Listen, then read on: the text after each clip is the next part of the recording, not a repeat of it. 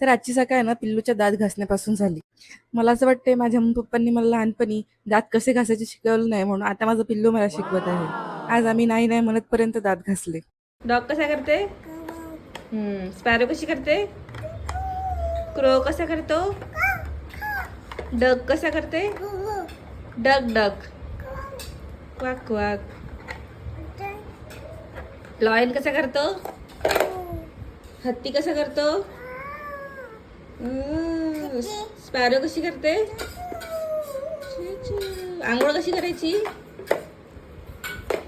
Show me your hands, show me your fingers, show me your chicks,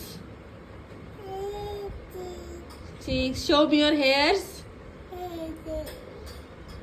teeth, show me your teeth.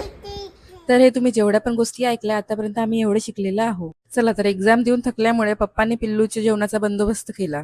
त्याचं झाल्यावर आमच्या पण पोटात कावळे ओरडायला लागले होते म्हणून छान पोहे बनवले. तेवढ्यात बघते तर काय आम्हाला झोप पण आलेली होती आणि त्याच्या पप्पांजवळ तो लगेचच झोपला पण होता. थँक गॉड हा झोपला, म्हणजे याच्यानंतर मी माझी सर्व कामे शांतपणे करू शकते. याचाच फायदा उचलत मस्त ॲलोवेरा डोक्याला लावलं, कारण डॅन्ड्रफमुळे खूप खाज सुटली होती.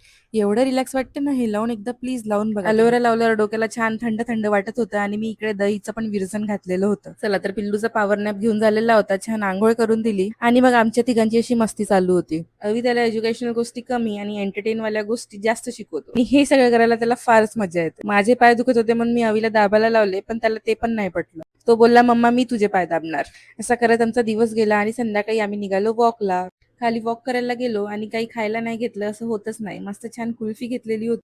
छान थंड थंड वारा सुटलेला होता आणि या मोठ्या मोठ्या बिल्डिंग फक्त बघायला छान याची रियालिटी म्हणजे फक्त आपल्याला 4 भिंतीच्या आतमध्ये राहावं लागतं. व्हिडिओ आवडला असेल तर please subscribe my channel. Bye.